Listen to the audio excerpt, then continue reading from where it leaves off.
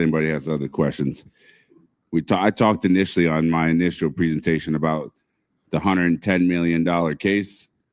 This is how we're going to span 100 years for him, his wife, and his 2 kids that are under the age of 7, right? This is how we're going to create that in tax efficiency.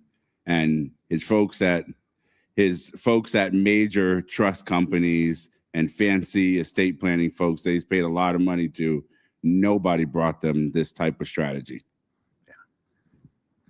And as I said before at the beginning, we work with the existing advisors.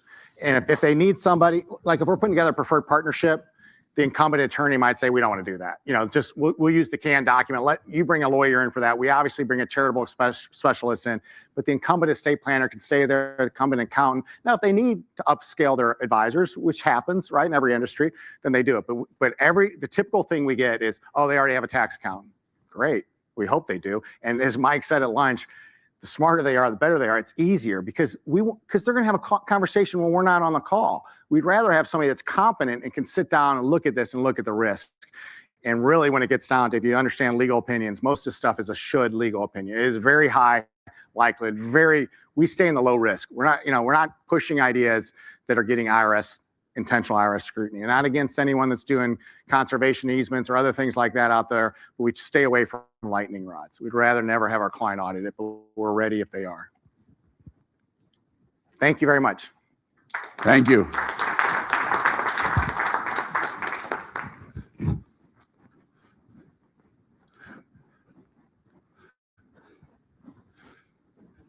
All right, BlackRock, since you're watching us now and you're trying to compete, come back at us with ideas like this. Like, this is something, I don't know, by raise of hand, who here has heard this strategy before? There's only one person, right? We're in a team of extremely smart people, and there's one person in this room, and I bet there's 1 to none that's watching the live stream that just heard what we just heard and what it can do from a tax planning standpoint, right? If you want better clients, you need to have better conversations. You need to have different conversations. You need to constantly stay curious. So thank you, Michael, for sharing that. I'm super excited. So we'll move on to our next speaker. I'm super excited about this person. He was literally built. His name was built for our industry. He's going to be talking about where advice becomes belief, and the moment clients stop becoming afraid, right? We're talking about having better conversations and putting you at the driver's seat of helping your clients live better lives and more confidently. So I want to invite up my friend, Chris Quandt from Nitrogen. Thanks, Eric. Appreciate that, man. Right up. All right, appreciate it. Don't fear the reaper, don't fear the clicker is what I'm taking away from, like, hopefully it works. Yeah, my name is Chris Quandt, and I've had many people say, wait, did you get that name just because you're in this industry? Like, did you change your name? No, I didn't change my name. That is my name, born and raised with. So happy to be here with you today. Now, doing a few of these things, going through these sessions, you get to basically get up there and you watch other speakers and you're like, wow, they're really good. Man, I should open with something. How do I get people's attention right away? And one of the things I say is, well, ask people a question or get a survey or just get them thinking about something. And so one time I decided to do that, and I said, all right, hey, everybody, I'm going to survey you in the room here. I've got a quick question for you. Does pineapple belong on pizza, yes or no? And one of the people in the room said, well, he decided to choose violence today is what he decided to choose. So I am not going to make you answer that question. I'm not going to show, hey, a raise of hands, does pineapple belong on pizza or not? Those online and in the room here, just think about it and let me know maybe afterwards what you think. I don't want any fist fights starting today. But one of the things we want to talk about the value of your advice. We talk about here, it's right here, making your advice indispensable. And one of the through lines of this talk today, it's going to be more of a conversation about the meeting that changes everything. So what's happening in those meetings? How are we making our advice visible and clear to our clients? How are we translating to that, what you know in your head and what you have there, and then having that clients just get it and understand it and see it. So for myself, I had a chance to meet up with a buddy of mine last night. I missed the dinner last night, but a childhood friend lives here in Austin, and he and I went out, and we actually went out for pizza. This wasn't planned. Pineapple was not on my pizza, by the way. And we started talking a lot about, we're in our mid 40s now. We've been talking about how our parents are getting older, how we've got kids that are still dependent on us. We're in that real middle space. And so how are we relating to each other, and how are we relating to those that are above us and those that are below us coming back up? And we're going to be talking a little bit through line here about how are we talking to our clients that are moving on to retirement? How are we bringing in that next generation? I know that this is something that we've talked about a lot. We've heard a lot about it here, but how are we bringing in that next generation into the conversation, into those beneficiaries and those folks that are going to inherit it? So here's what we're going to talk a little bit about today, the moment that matters, and we'll talk about talking to those clients. What is our invisible value? What is that? What's going on there? Shift. What is happening with AI now? I know AI is not new to chat, but how is AI now not just doing things, but doing things on our behalf? And what are we thinking about that here at Nitrogen?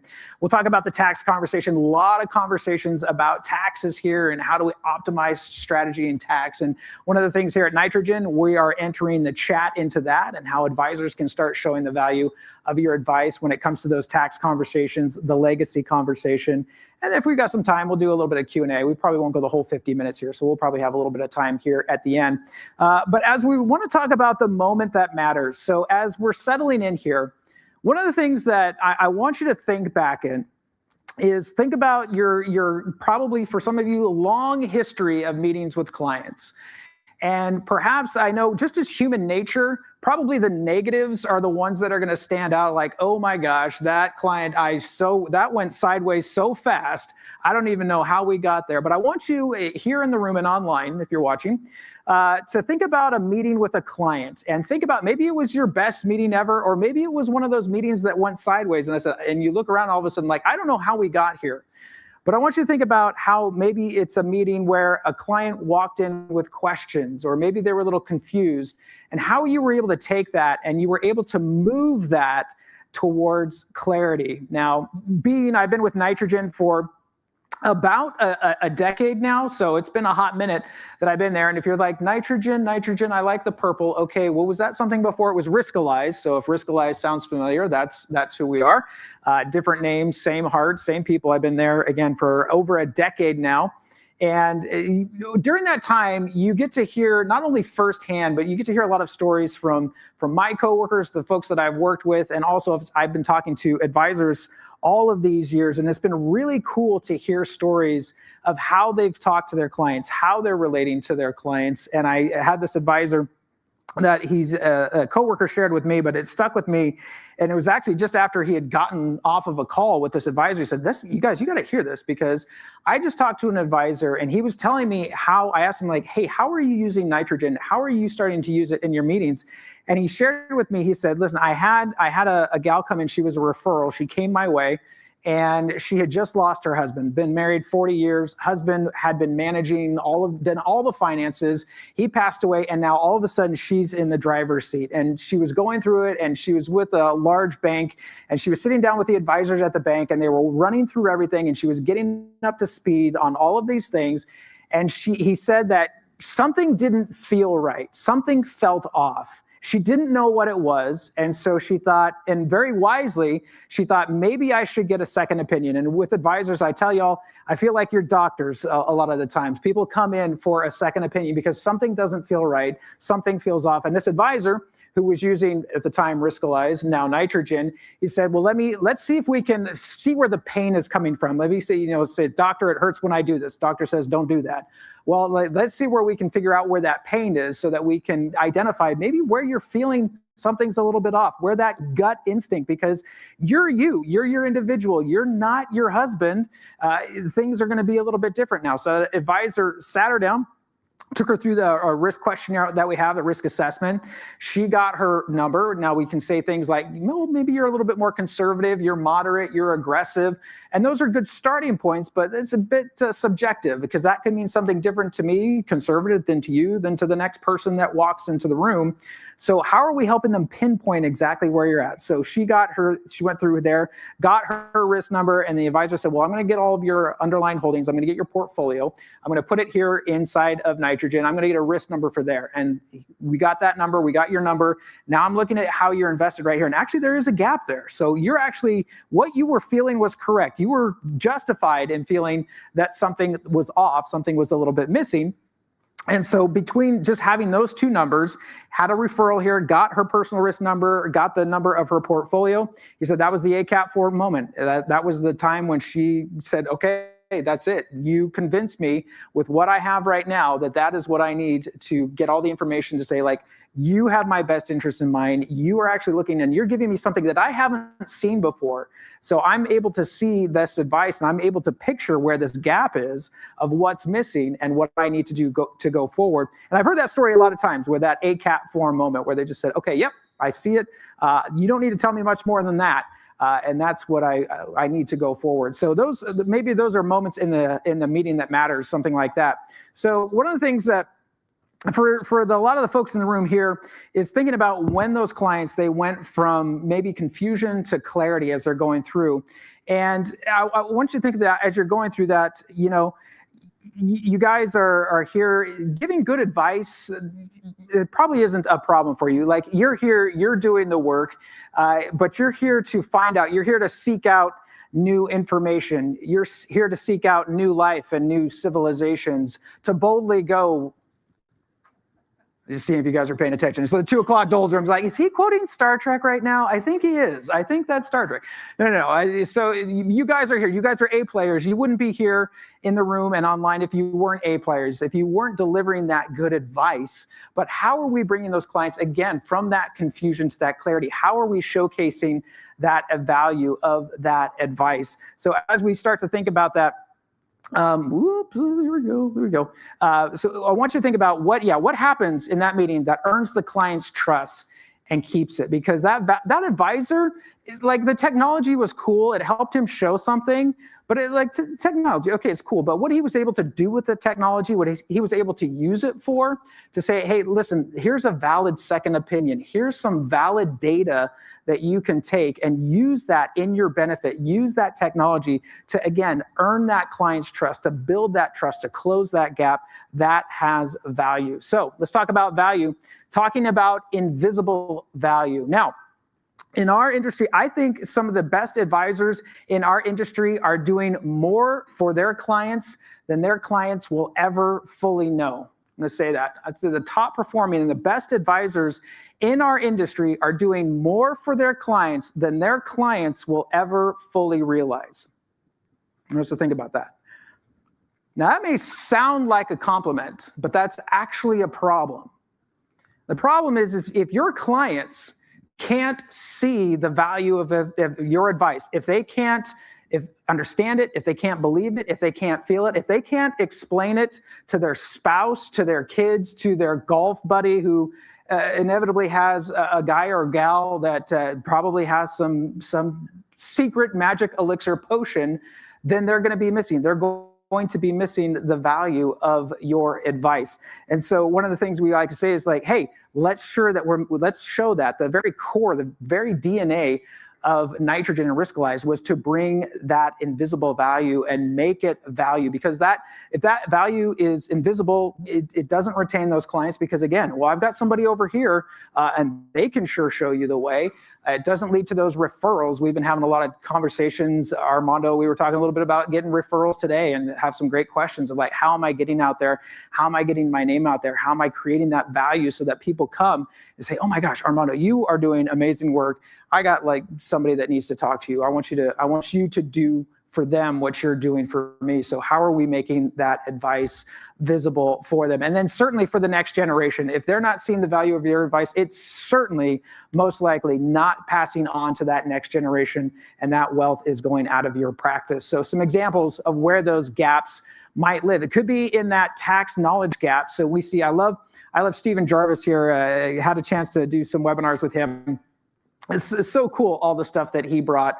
And one of the things he's saying is like, hey, get a 1040 or get that tax information from your clients, and let's start working that. Let's start getting some reps on that. And that's one of the things that we're recognizing at Nitrogen is like, that's where there could be a gap where as the advisor, you see the connections. You're probably sitting across the table, across the desk, across the computer screen from a client, and you see those. You can connect the dots. You can see where this is going, but taking that information out of your brain and being able to translate it to that client or to that prospect so that they can see that as well, and they can see that value of that advice that you have. Maybe there's a gap that's missing there, or there's that transition conversation where we know that the portfolio is here.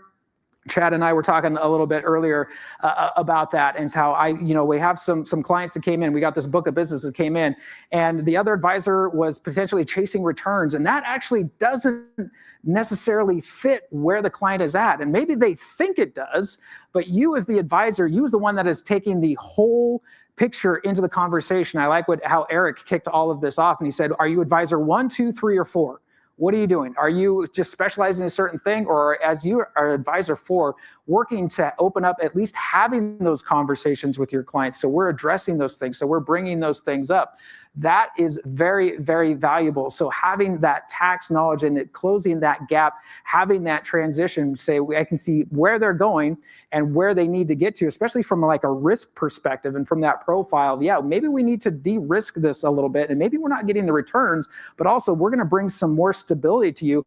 And all the client is seeing is like, oh, this is going to cost me something. I might lose something here. Wait, you're lowering this? Am I not getting the returns? You have all of that there, but how do you help them see that? How do you help them explain that and buy into that and keep going with you in that journey, in that process?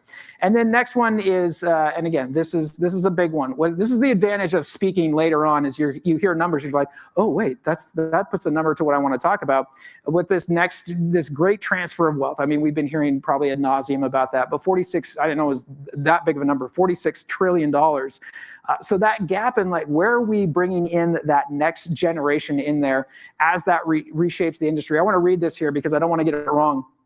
2026 Natixis, I believe it, Natixis Investment Managers study found that nearly half of the people expected to inherit wealth say they don't plan to keep their parents advisors, and fewer than half of advisors feel like they have a real plan for it. And taking a look at the broader picture, the data shows that traditional relationship models are failing to captivate younger generations.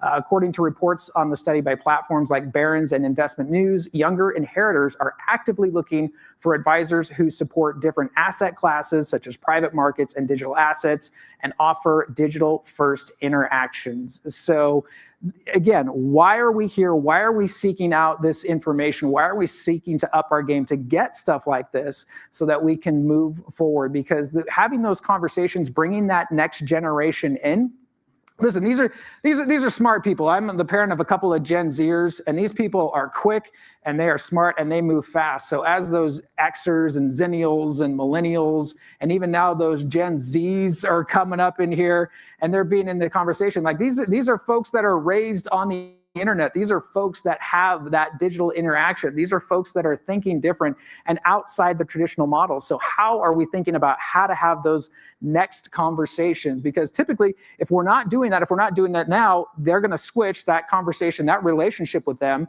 is starting from zero, or potentially it's starting with somebody else. So again, how are we starting to become that advisor for where we're working that into our process and being able to show what that looks like?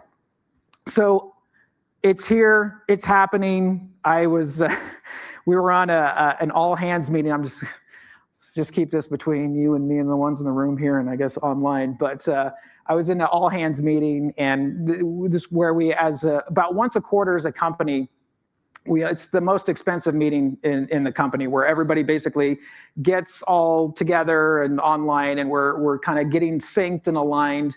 And we hear from our, head leadership, and we hear from our marketing, and we hear from sales, and we hear from engineering and the product team and all what's going on. And there's a spoof of a commercial out there, which is like AI, AI, AI, AI. It was just like AI was the only word that you could ever heard.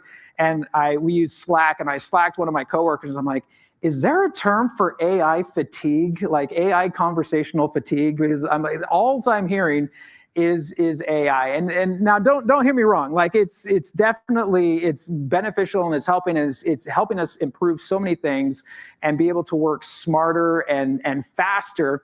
But I don't want us to lose the human connection. So I'll come back to that. But I do want you to know, especially from a nitrogen perspective, what are we thinking about this? How are we thinking about this? At dinner with my friend last night, he's like, what do you do again? And I was trying to explain to him what I do. And if you're kind of not in the industry, sometimes it's hard to wrap your head around. And he said, is AI coming for your job? And I said, well, I hope not. I hope that it's not going to replace that human connection, that human element. I don't think that at anytime soon AI is going to get up here and be able to tell dad jokes as good as I am be able to tell dad jokes. I don't think. We'll see.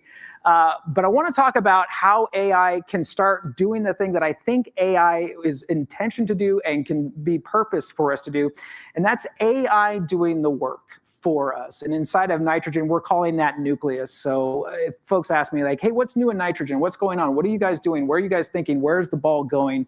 Nucleus, I like to think, it's a brain with hands. So that's how we're working AI into nitrogen. Nucleus being that thing that goes out there, and it's not just summarizing, it's not just creating bullet list points, and it's not just giving you just a quick, here's the things and we can move on with our life. It's actually doing work on behalf of the advisor. So going in there and doing the work with the advisor in full control every step of the way. So again, it's great to give us all those notes, but then how is it going in there and doing things? We even had some great suggestions today of like, hey, if I tell it to go in there and do this, can it help me modify this holding? Can it help me create this portfolio? What is it doing for me to make sure that I am maximizing my time? And case in point, I was talking to an advisor. We were getting ready to do a webinar together, and we were covering different aspects of how they're using nitrogen and how they're using it in their practice, whether it was with a client or with a prospect. And as we were going back and forth between a few things, she said, there was a quick pause, and she said, I've been debating whether I was going to share this story with you or not, and I'm gonna share it. And anyway, it might look like I have a little bit of egg on my face, but actually it's in praise of what you guys built, the statement capture aspect of it. She said, I was on a Zoom meeting, and I was on time, and on time meant being a few minutes early. And all of a sudden, as I'm going through my notes of what I wanted to cover with this client in the meeting, I realized I hadn't uploaded their statement. I had their statement, I had the PDF, and I didn't get it ready to go because I wanted to go over their portfolio as one of our talking points inside of the meeting. So she said, I dragged and dropped it. I had the statement capture. It took in there, and something that I would have had to done by hand before, just one line at a time. She's like, it got in there, it got it. I reviewed it, and it was ready to go by the time the client came in and joined the meeting. And she's like, so it feels like it was got away with that one. It's not that she was necessarily unprepared. She was prepared. It's just sometimes we're human and we forget there's something that happened on the checklist. So what it was doing, it was coming in and it was assisting her. Think of it like an assistant, like with somebody who's always there, ready to go. I know that's not the first time you've heard that analogy when it comes to AI. But it was ready to go. She double-checked the work, and she was now walked in prepared and had all of the tools that she needed to then use and facilitate that meeting. Again, help showcase the value of her advice. She said, and I quote, "It saved my butt that day." And so I said, "Can I take that? Can I share that?" And she said, "Yeah, you can share that." And we did that on that webinar as well. So it's those tools that are helping you get across the finish line and be prepared for those client meetings. And where are we building towards? So when I'm on calls with advisors one-on-one, or if we're doing webinars, again, where are you guys going to? Where is the ball moving to? And when it comes to AI, again, we want to mention there that AI, it's doing the work. It's acting on behalf of the advisor. Again, it's not summarizing or suggesting, taking actions. What are some of the things that it's going to do? We talked about it. It can scan that statement. It can create that portfolio. It can work on opening that, like financial planning, that retirement map there, creating those things inside of Nitrogen. It can send out these check-ins as we can check in with our clients. So there's different things in there that's assisting us of not only prepping for that client meeting, but then executing on that client meeting as well, generating those reports ahead of time. Connected intelligence is one of the things we say is that it needs to be connected. All of these things that we have inside of the platform there, all of that data that you're using, all of that we've collected over a decade here, how are we now using to connect all of those things? And it's not just an AI that's trained on just generally on the internet and just happens to know or specialize in something about finance. No, it's connected to all of the things that we have inside of Nitrogen. So whether it's that portfolio, whether it's the proposal, those risk numbers, all of that data that we have there, all of that is talking. And now that we're bringing in, and we'll talk about here in just a little bit, taxes and having those tax conversations, that 1040 information that's being uploaded there, integrating with CRMs like Redtail, like Wealthbox, like Salesforce, having that information feed with those client conversations. So we're getting all of this information together. So again, as it's doing work on your behalf, as you're prepping for those meetings, you're using that as your assistant, your all-on assistant to help you understand, get more information, even think of maybe questions that I didn't even know, that I couldn't even think about asking the client, and leaving more time for you to prepare and actually participate in those meetings. Michael Kitces said this, and again, it's something I'm going to read because I want to make sure that I don't get it wrong here. He spoke at our Fearless Investing Summit earlier this year, and he brought this up here, and he's brought it up several other places as well. He says he believes that AI will not replace the human financial advisor. So if you're kind of wondering, can a robot do my job? Well, according to one of the leading minds in our industry, he's like, no, it's not going to replace our human financial advisor. Rather, it's going to shift their primary value proposition from computational analysis to human connection, counseling, and specialized expertise. He suggests that the future will evolve towards a cyborg advisor, which if we could all put that behind our backs and draw a picture of what we think a cyborg advisor looks like, I would love to see what that looks like. Towards a cyborg advisor model where technology handles the analytics while humans provide the necessary empathy. So if you haven't been able to tell by now, I'm a big story guy. That's how I relate. That's how things stick in my brain. I'm better as a teammate. And if we think like, hey, our clients, these prospects that are walking in the door, they're potential teammates. How am I teaming up with these folks? I'm a better teammate to my team. I'm on a smaller team. There's about 4 of us. When I know when we take time to know what's going on in each other's lives, and not in like a creepy, like I'm going to overshare way going on in your life, but like we take intentional, and we've done this since COVID. I institute a thing where we're like, hey, listen, I'm going to do a couple of times on the week on the calendar where we're just going to have a coffee chat. And it's about a half an hour. And we sit there, and it could be about work. If there's some work questions that you need to go through, we can talk about that. But also like, hey, what's going on? What are you guys doing this weekend? What's going on with the kids? So the fact that now I know with my coworkers, when we're together, when we're collaborating on something, when we're getting ready to do a presentation together, there's a deeper level of connection. There's a deeper level of like, hey, I trust you, you trust me. And that building that trust and that value there, I know your kids' names, I know your pet names, and that translates. I was talking to Eric and the team and Chad. We were talking about how their team, like, listen, we just get along. We just do. And realizing like the value of having people that you're working with that you trust and that you know that they trust you, like that is a really important thing. So freeing up time for your clients so that you can go maybe a little bit deeper, find out what's going on in their lives, because all of this is maybe giving you some more time ahead of time to open up some space to think about this. Aaron Klein, who is one of our founders now, he's on the board. He's moved on as the CEO of the company, but he was the CEO for the first, I don't know, was it nine, almost 10 years now.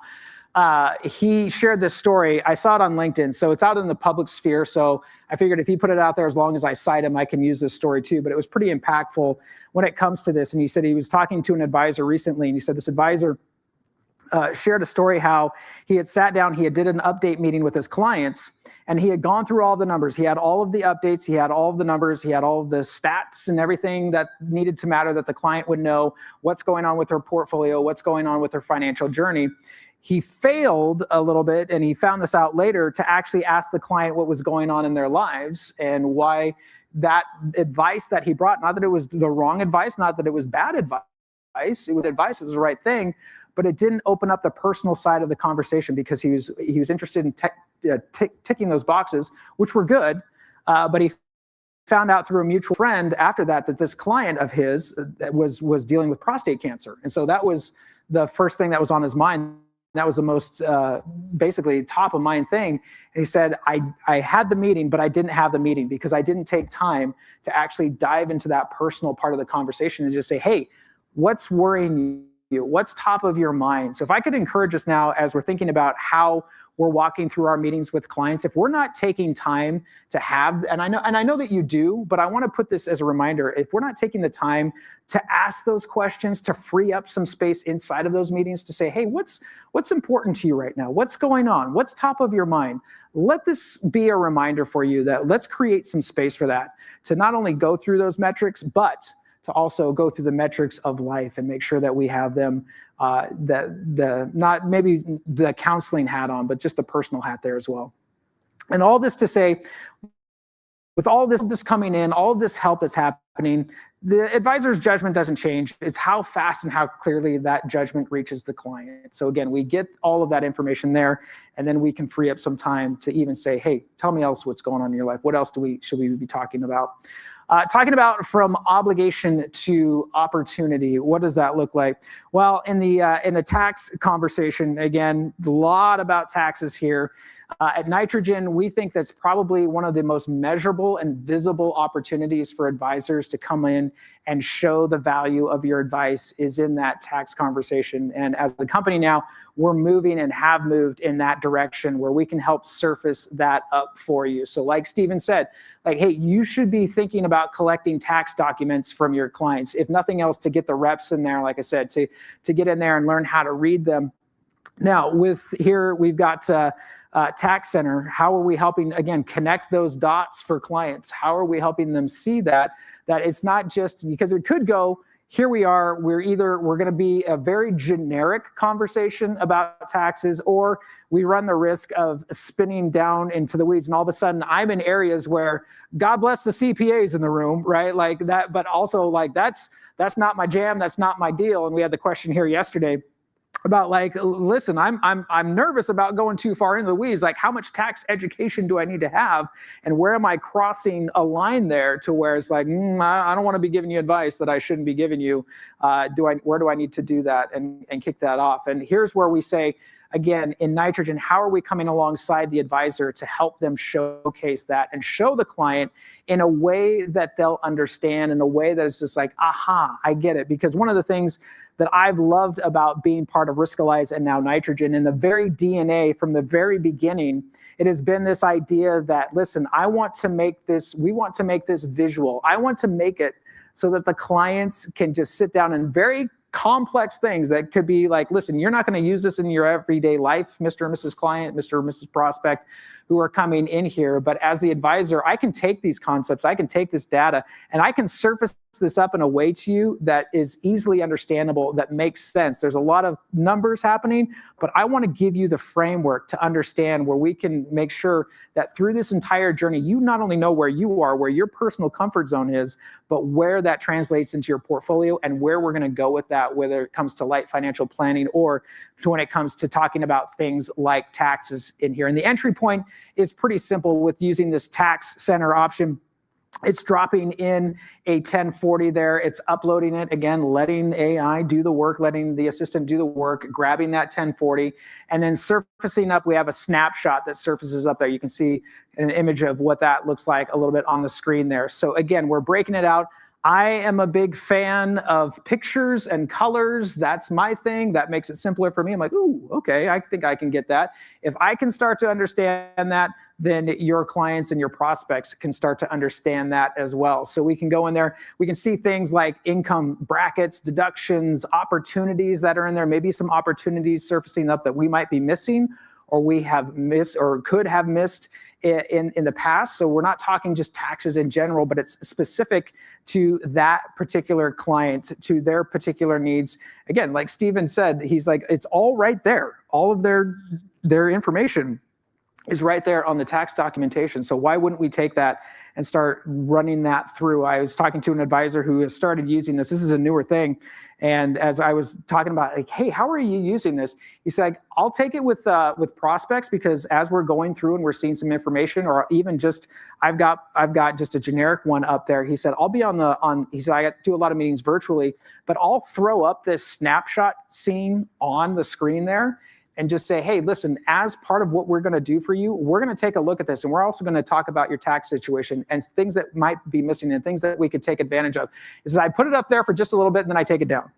I give them just a little bit of like, hey, here's the things, here's what you can see, here's what we're going to do for you. And then I take it down so that then we can continue to have that conversation and then move them towards all of our overall value. So it's like, I've got proof in the pudding here. Now, you're not going to get the whole thing for free, but this is just an example of what we could do for you. So again, it's taking it from generic to being very specific with that client and with that prospect. So again, that conversation shifting to not what we could do someday, but this is something that we could do right now with this information that we have right here for you.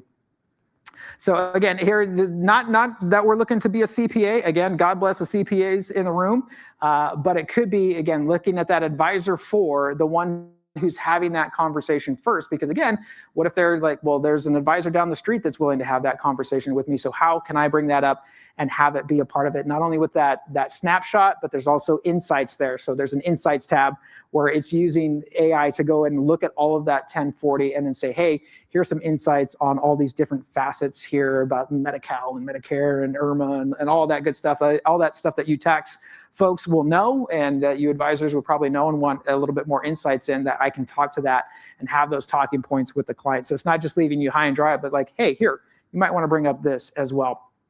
And then finally, this is probably the last thing here, talking about the catalyst moment that outlasts you. And I want to come back to that legacy conversation, because again, how are we giving that next generation that on-ramp into our advice, to seeing the value of our advice, of staying with us as we continue to help their family build that wealth, to have that generational wealth. It's been very cool. It's been, I feel like I'm in a master class these last 2 days, learning about these different strategies, learning about these different things.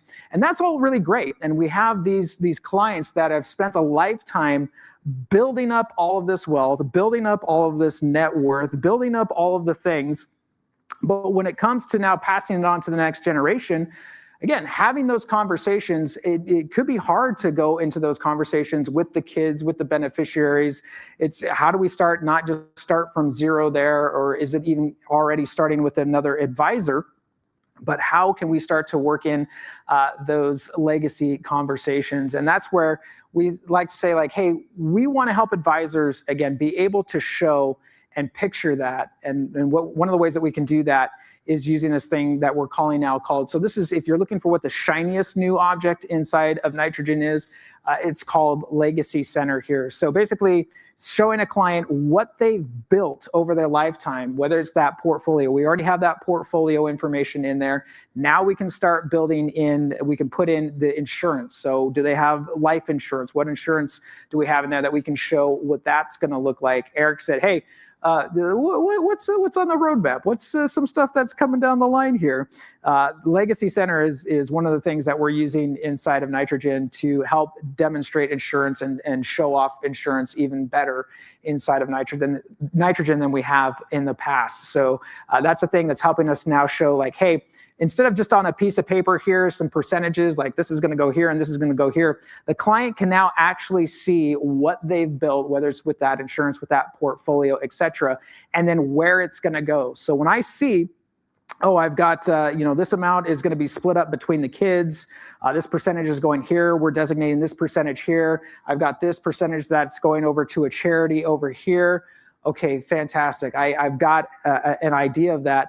And when I see, oh my gosh, my kids are about to inherit this percentage, this dollar amount that's going to be going good, hopefully going really good for them.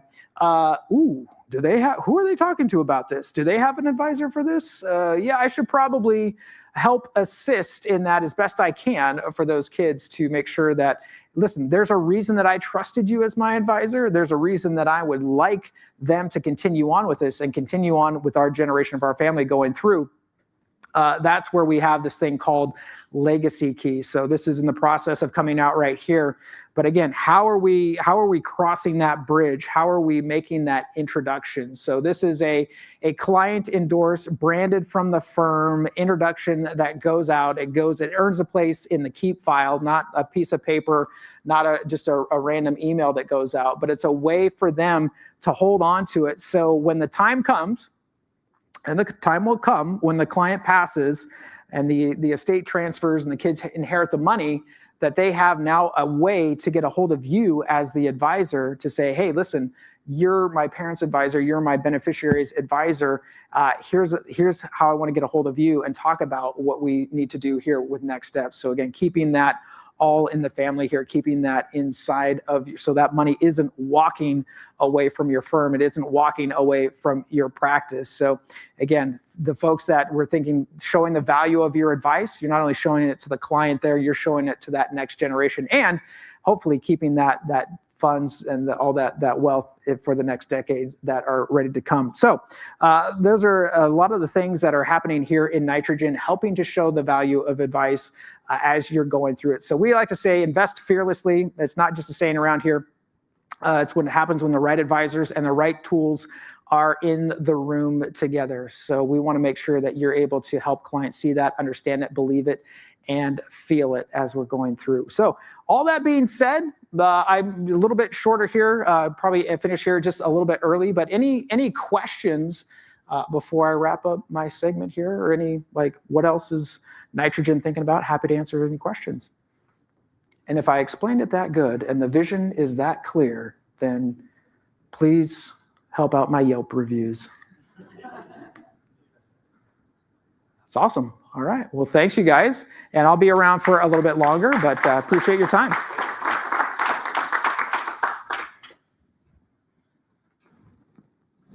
Thank you, Chris.